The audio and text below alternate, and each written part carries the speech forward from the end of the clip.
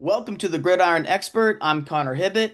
We're going to be looking next at the Washington State Cougars. And joining us on the show today on the Gridiron Expert is Jamie Vinnick. Jamie, how are you doing? Good. How about you? I'm doing fantastic. Well, before we get into this new look Washington State team in 2025, tell our viewers where they can find your content, Jamie. Yeah, you can find all that I write about for Washington State at cougfan.com, part of the 247 Sports Network. I can be found on Twitter at Jamie Vinnick9. That's Jamey Vinnick and the number 9. But yeah, everything I write about, that's all on cougfan.com, and we cover anything and everything Washington State, recruiting, transfer portal, and all things football, basketball, and so on. You can find there. Well, when you look at the transfer portal, Washington State's been pretty busy there this offseason when you include transfer outs and then some guys transferring in. And we'll start off on the offensive side. And last year, John Mateer was a revelation at quarterback in a lot of ways. He's off to Norman, Oklahoma to play for the Sooners this year. And so for Washington State, the starting quarterback, is it going to be is it Zevi Eckhouse or Zevi Eckhouse? Zevi Eckhouse, yeah. And I think it's always tough to say, and I know the coaches always want to leave things pretty vague and kind of open things for competition. But I think when you look at spring ball, with the acknowledgement that only 5 of the 15 spring practices were open to the media, Zevi was the number one quarterback every day. He and just we had a deal with him at Coug Fan where we talked to him during the week, and he was running with the first unit every day. So I think at this point, it would be hard to foresee a scenario in which he's not QB1. Granted, Jimmy Rogers on the last day of spring ball, said it's still wide open, and just today, Washington State brought in a transfer quarterback, Johnny Shepard from Rutgers. So I think the feeling is he might compete for the backup role with Jackson Potter. But I think at this point, Eckhouse is a pretty safe bet. But it's for us personally as media covering Wazoo, it's harder to know how Jimmy Rogers is going to do things and how he's going to go about that sort of business just because this is his first year. This was his first spring ball. This will be his first fall camp at Washington State. But at this point, I'd be pretty surprised if it wasn't Eckhouse. But I do think he's going to challenge him throughout the fall and make sure that he earns that position. Eckhouse had a really good performance against Syracuse in the bowl game, and that was a game where Washington State. It seems like every single day there was a new guy entering the transfer portal. It's like, okay, how are they going to look in the bowl game? Well, a lot of players were having to step up into new roles, but Zevi played pretty well in that game. What do you think the ceiling is for Zevi and the quarterback room overall this year? Do you think that, if he plays to his ceiling, that it may not be a huge drop off in terms of the passing game as what John Mateer provided? Because I know Mateer, he was also a really good athlete. What do you think Zevi's ceiling is this year? Yeah, I think it's interesting because the other thing to consider is it's going to be a much different offense. Mateer played in kind of the air raid variation, whatever they wanted to call it, in any given year with Ben Arbuckle. Danny Freund's offense is a little more run centric, and I think in Arbuckle's offense, John was asked to be the guy. It was his job to make the plays, whether that was through the air with his legs, etc. Whereas I think this offense, Eckhouse's role is going to be more of, I don't want to say just a pure game manager because he's going to have to make plays, but it is a lot of game management stuff. There's a lot more of an emphasis on the running game. It's not as vertical as maybe, Arbuckle's offense, or obviously even going back to what Mike Leach was running, or even Nick Rolovich with the run and shoot. It's more of kind of a balance. They're going to throw the ball. They're not going to be a triple option team and throw it 5 times a game, but I think at least while this system is in place, the days of throwing it 45, 50 times probably won't be as prominent. And part of that is because of the personnel. I mean, they're loaded at running back. So I think for Zevi, I think he's very capable. I think he's a really good fit for the role they want him in. I don't know if the ceiling is necessarily what it was under Mateer, and I think that's not an indictment on Eckhouse. It's more of a compliment to what John Mateer is capable of. I mean, we're talking about a guy who, in my opinion, is going to be a Heisman finalist this year, or can be a Heisman finalist. But I think Eckhouse is a very good fit for what they want him to be in this role, and that is someone who just kind of is a field general, is a leader, and can manage the game and can make the correct plays and the smart plays when needed. Something that Mateer did struggle with at times. With his abilities and athleticism and kind of high octane style, he would sometimes make some mistakes. Trying to be a little more carefree, a little bit riskier. I don't think Eckhouse has that same necessarily that same big playability overall, but I don't think he's as much of a wild card in some ways as Mateer was. So there could potentially be a higher floor but lower ceiling with Eckhouse. I think that's I think that's probably a fair assessment. And now, granted, I think that is purely in the quarterback room. I don't know if I wouldn't say the floor from last year's team is higher versus the ceiling is lower because again, it's so different. But I think purely in the way that they play quarterback, Eckhouse is more of a higher floor guy. And this is what I had said last year when they were battling for the job. I thought Mateer had the higher ceiling of what he was going to be able to do. Whereas Eckhouse had the higher baseline of what you're going to get. Whereas going into last year, we didn't really know what Wazoo had in Mateer. And there was also a lot of variance going into last year. It's like we didn't know what Wazoo was going to do with the change in schedule and the change in the difficulty level of opponents from the 2023 Pac-12 to essentially a Mountain West schedule last year. So yeah, Washington State was kind of a high variance team entering last fall. That is for sure. That is for sure. And I think we saw both variants throughout times last season. Yeah, and so you mentioned the personnel a few times, and for our viewers, this is almost a completely new look Washington State team, but a position group that it might actually end up being its strength, at least on the offensive end, could be the running back room. And so this is probably going to be a pretty deep room. So entering spring, there was about six running backs on the roster. I believe at least one entered the transfer portal since the spring showcase. But it looks like Washington State might have a couple of South Dakota State transfers in Angel Johnson and Kirby Voorhees as the top two. Is that correct? Yeah, I mean, I think again, it's hard to really evaluate the running backs from the spring, just in the sense that Johnson was out all spring, had an injury, I think, from last season that he had to get taken care of, so he didn't practice at all in the spring.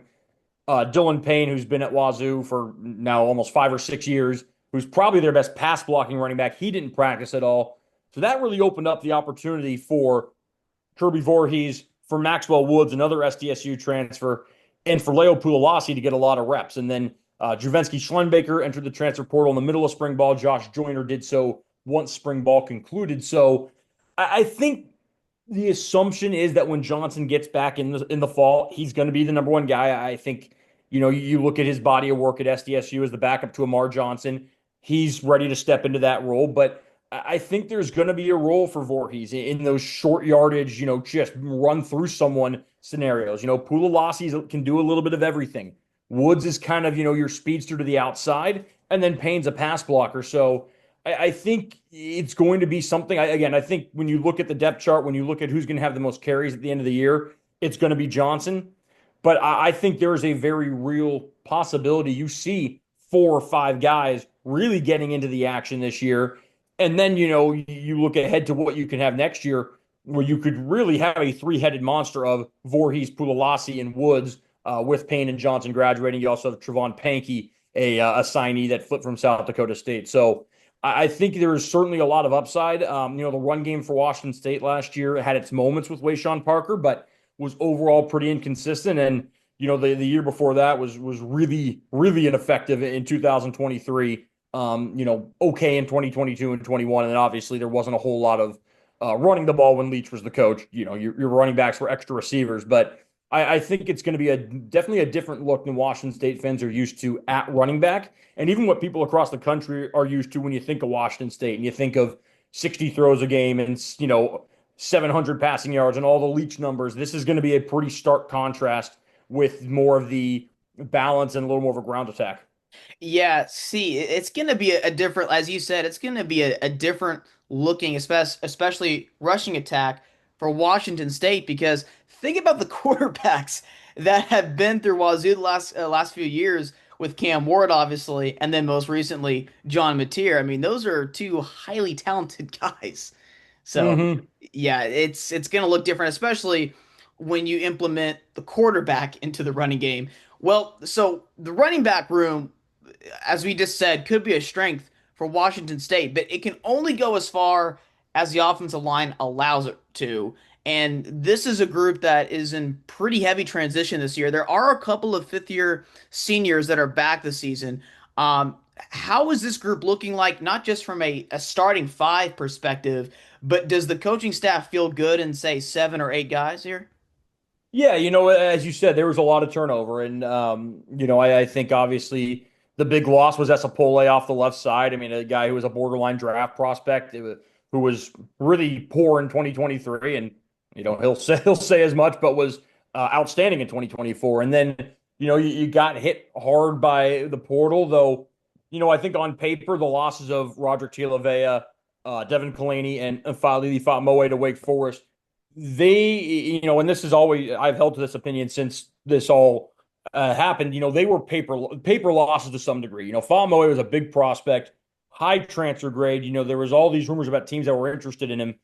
Quite frankly, the hype to me never matched the on-field production. When he came back from injury last year, the offensive line took a step back, in my honest opinion. And quite frankly, I think Pole was their best offensive lineman last year. I think the next best two guys are the two guys who stayed, Brock Dew and Christian Hilborn. Dew in particular was as consistent as they came. I mean, he was the pillar of consistency, really all season for him at guard, and then played a little center late in the year. Hilborn had started over 30 consecutive games before he was benched in favor of Tilavea mid-year last year, which, again, no one covering the team particularly understood because by our estimation and evaluation, he was better. But I think, and he's been bounced every which way around the offensive line. They have never just said, yeah, you're playing this position or you're playing that position. And finally, I think he's found a home at right tackle. You've got Dew at center. And then you had some young guys who played well in the spring. You had Johnny Lester at left guard. You had Noah Dunham at right guard and an Ashton Tripp at left tackle. That said, there's no experience there. The experience is some special team snaps. Lester had a few plays as the sixth offensive lineman, some mop up duty. So they really went out and tried to add to the offensive line in the spring portal. And they brought in AJ Vaipulu, who was an all conference guard from New Mexico State. The belief is he'll slide into one of those spots. And also Sone Falialo from Idaho, a guy who didn't play last year, but has some of the high upside they're looking for.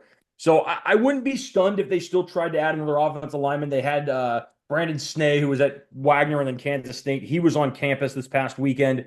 But I think they're probably going to try and add another body. But there's some young talent there, and I think there's some confidence that those guys can get to where they want to be. But I think there's still a little bit of maybe trepidation just on the inexperience that is currently around the offensive line outside of Hilborn doing now Vaipulu. Yeah, because you mentioned some of that inexperience, especially like when you look at the two deep. I mean, I'm seeing almost all underclassmen here, if I'm not mistaken here. Mm-hmm. So, do you think that Washington State would feel okay if they have an injury or two up front? You never feel okay with offensive line injuries, obviously, but I think it depends in some ways. I mean, I think if you look at Dew and Hilborn, those are hard guys to replace, and that's not that they're backups, which would be Kyle Martin, a walk on from Sumner, Washington, right now at center, or whether it's Xavier Thorpe or Falialo at right tackle. It's not that those guys aren't capable, but you're talking about two pretty proven guys that there would be an expected drop off, just in the sense that whoever's underneath them hasn't played a lot.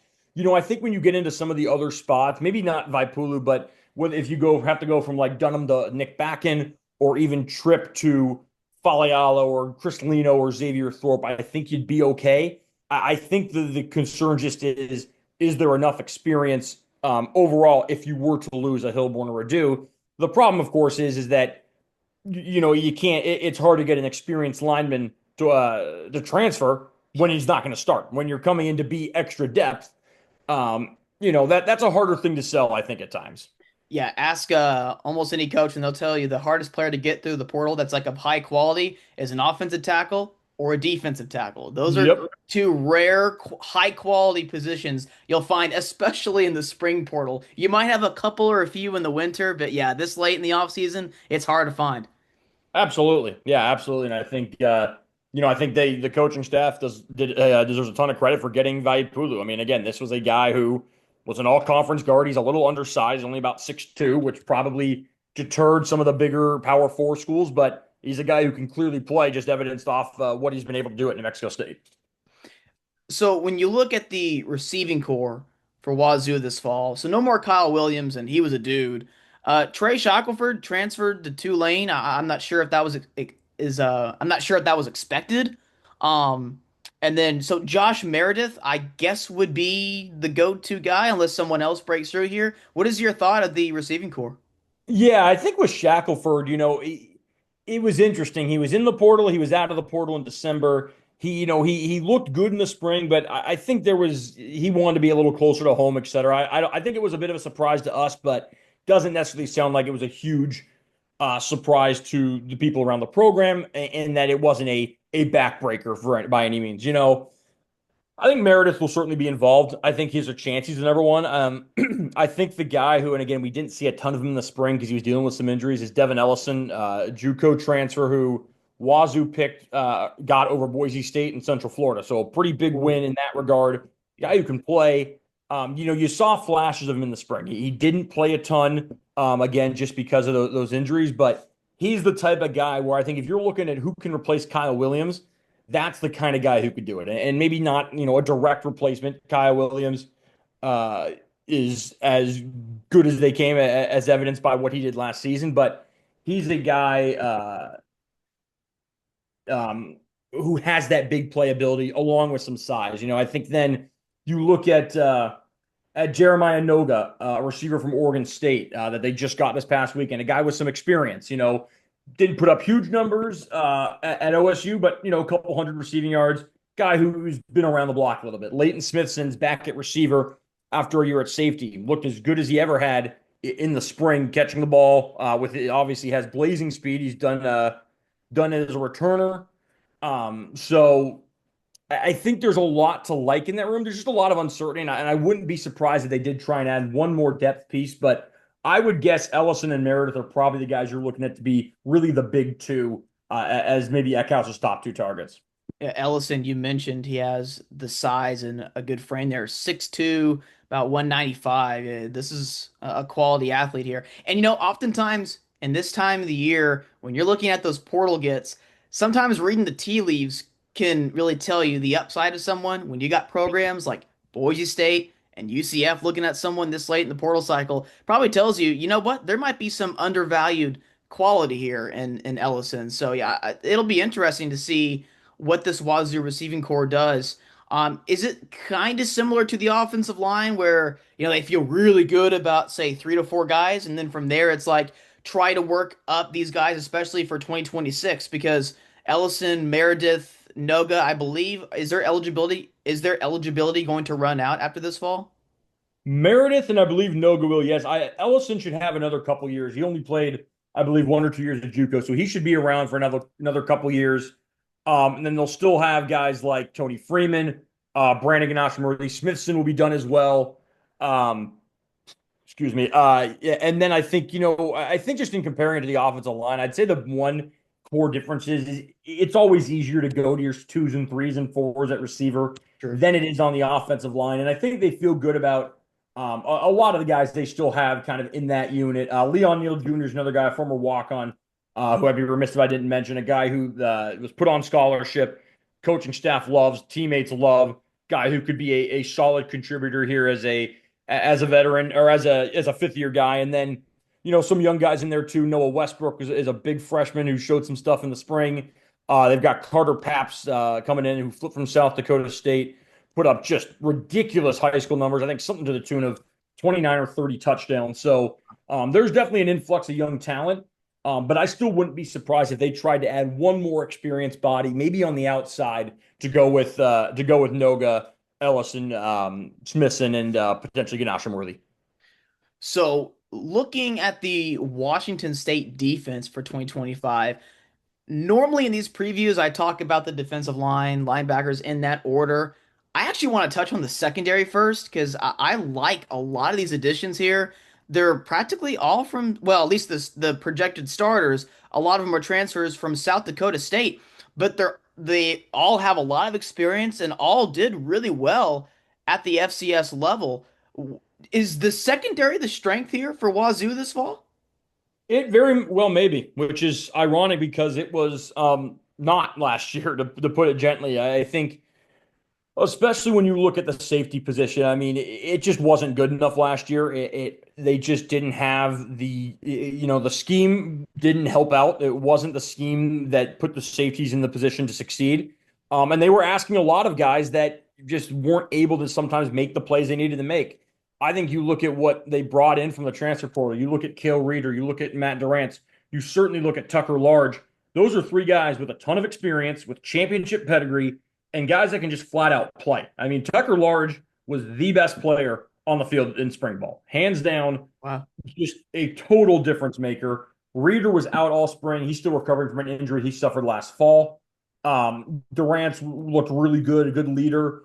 And then, you have depth there. You bring in Trey Ridley from South Dakota State, who's, I mean, just looks the part with, I mean, 6'2", 6'3", 210 pounds, a guy who is a prototypical strong safety and will almost certainly fill that role once this crop graduates. You've also got Ko Patu, a holdover from the last staff, who they bounced around the secondary.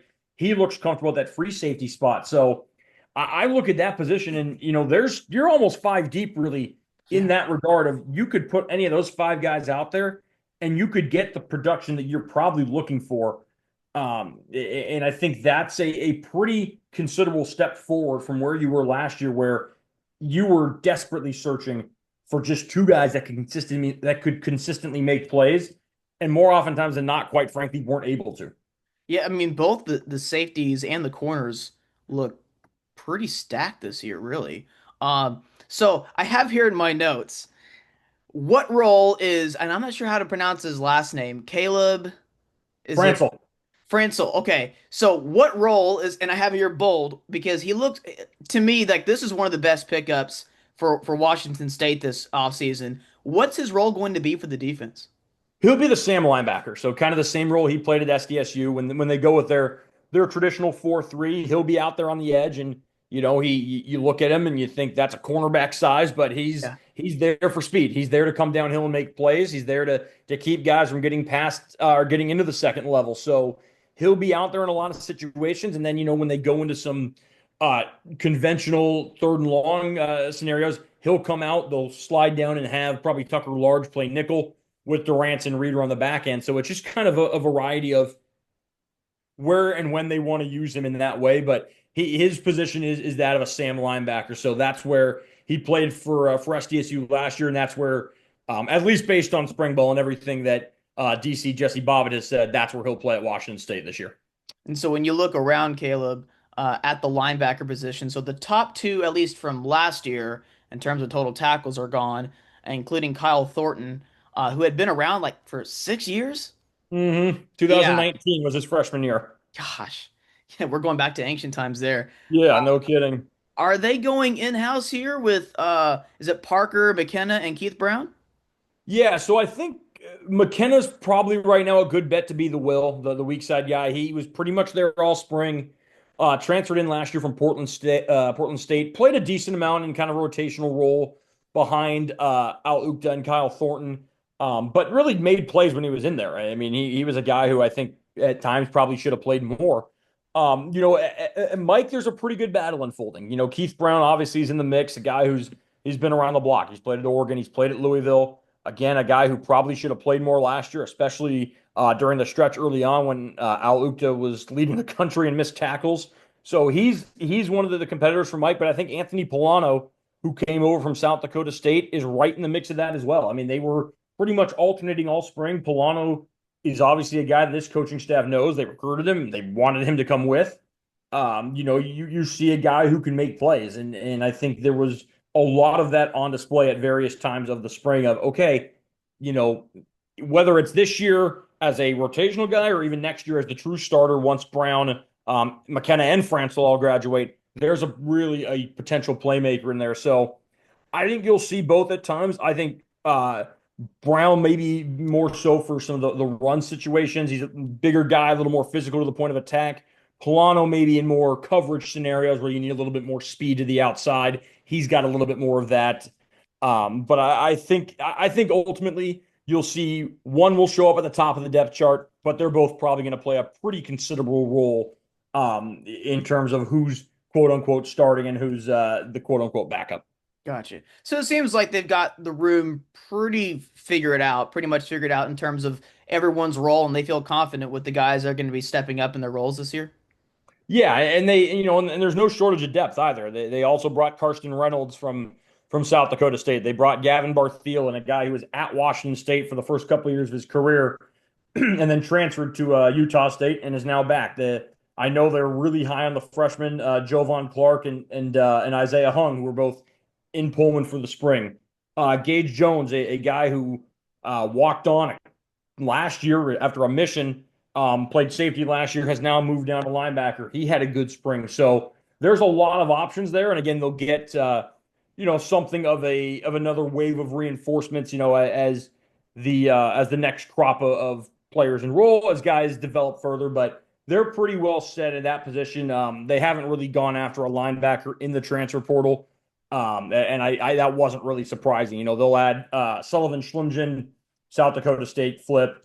He'll be on campus in the summer, and same with Aramis Wright, who kind of is that Franca where it's a nickel, it's a linebacker, it's kind of a hybrid type. So they'll get both of them in the summer as well. And I think when you put them in there, they're feeling pretty confident with what they have at linebacker. So the defensive line, a lot of new faces here. What impact is the transfer from New Mexico State? Is it Butta Politi? Yeah, so they got two actually. They got Buddha, I think it's Paletti, and Malachi Taase. Both they'll come in and play the edge role, and it was huge. I mean, they were gutted at edge this past year, and not even so much by the transfer portal, just by graduations. Quinn Roth, Nusi Milani, Andrew Edson, Cyrus Webster, all graduated after this past season. Leaves you pretty shorthanded, just naturally. That they brought back Ram Stevenson, they bring back Bobby Terrell, bring back guys like Malachi Rice, Jack Janikowski, but there isn't a lot of experience there. I think now, okay, you add some of these guys, you add guys like Taase and Paletti who have played a ton of snaps. That shores up the experience behind Stevenson and even Terrell to a degree. You also add Fernando Laquona from South Dakota State. There's more experience. So I think they're very high on some of the young guys like Rice. Ben Beaty's another one. Excuse me. Even looking at Janikowski, although he's been around a couple years. And then, with the wave they'll have coming in this upcoming summer with Luke Webb, with Josh Waddell, there's a lot of confidence in those guys, but there needed to be a little bit more of kind of a bridge. And that's what a guy like Paletti brings, where he's a 1 year guy, whereas a Taase, on the other hand, still has 3 more years. So when you lose Paletti and you lose Stevenson to graduation after this year, you're pretty well set up for the future with the bodies you have. That's awesome.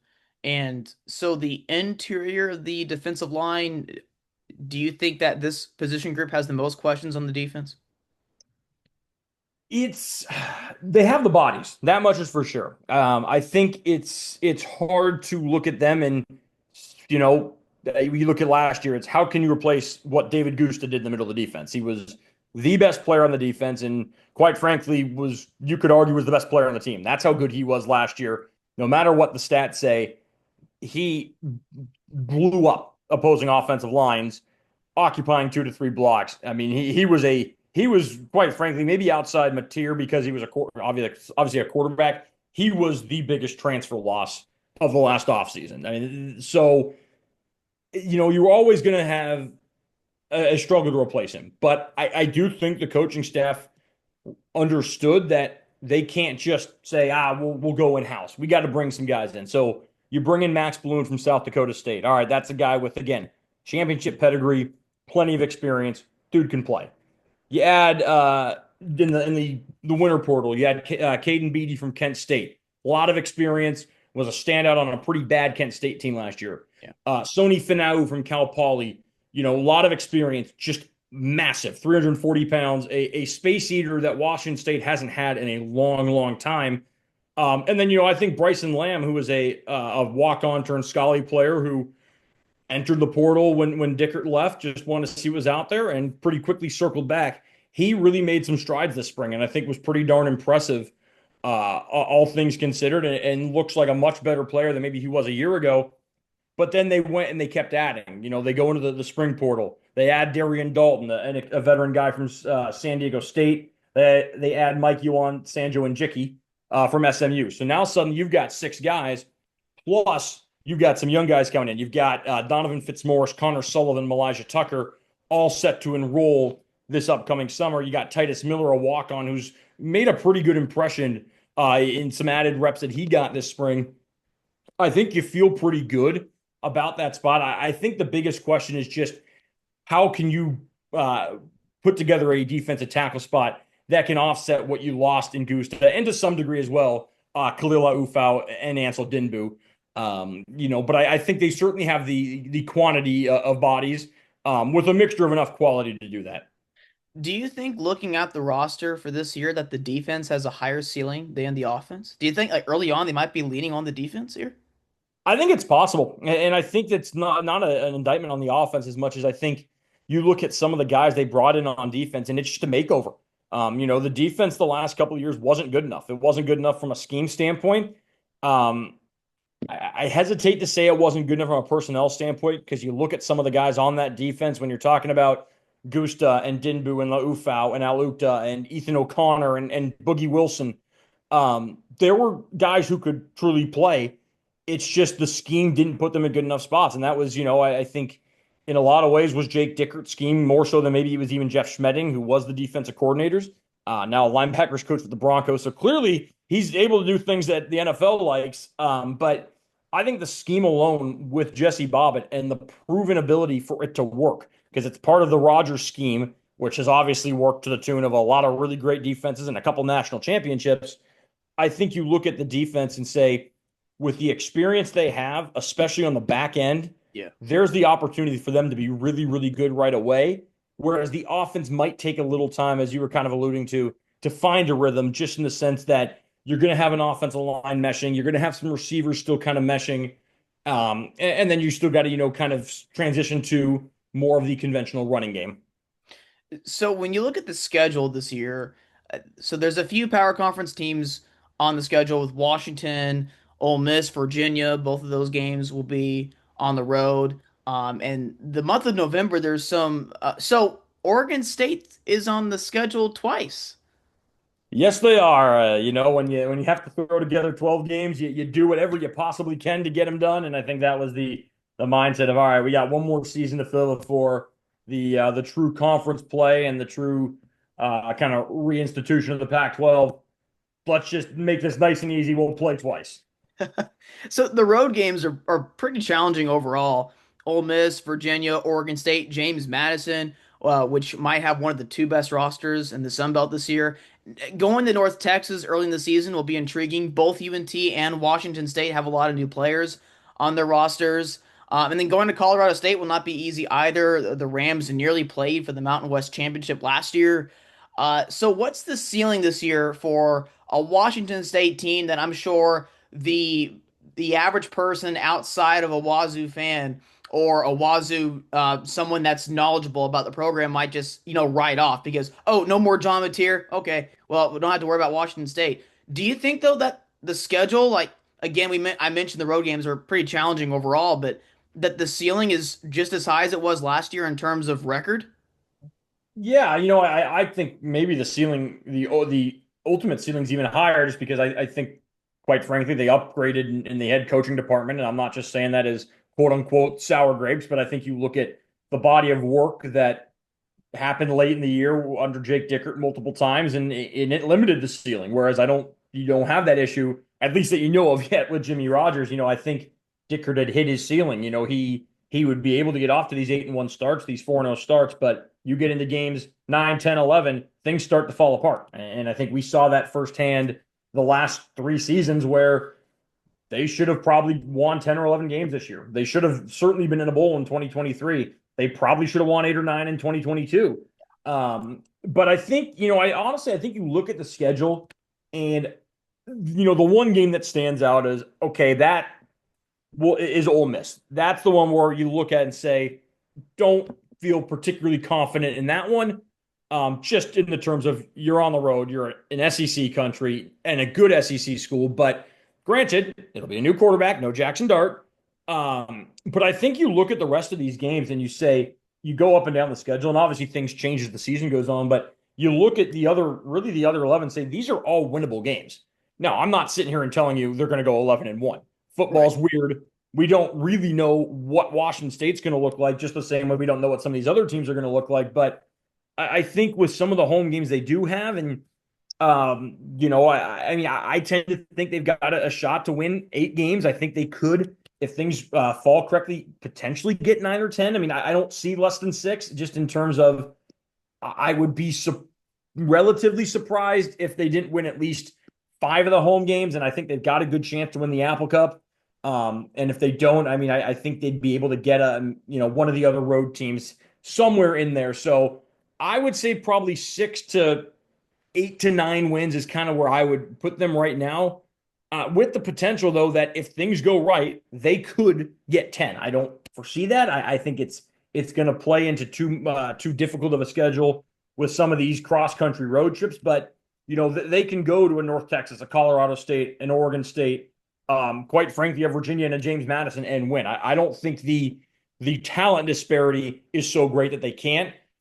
It's harder to say that with Ole Miss just because the types of guys that school is getting, the type of caliber athletes and players and so on that are heading to Oxford versus what might be heading to Pullman, et cetera.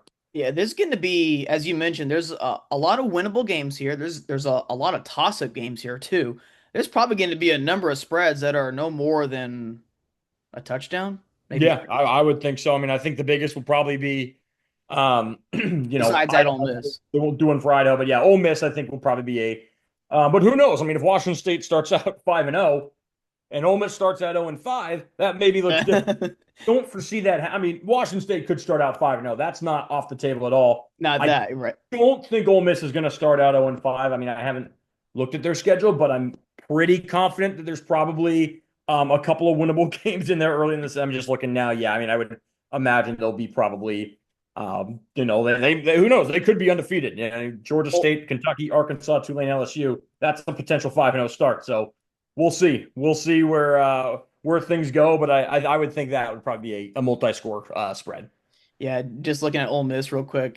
When you're looking at SEC squads, Ole Miss might have the most manageable schedule of all the top talented SEC teams. Yeah, no Bama. That's no Bama, no Texas.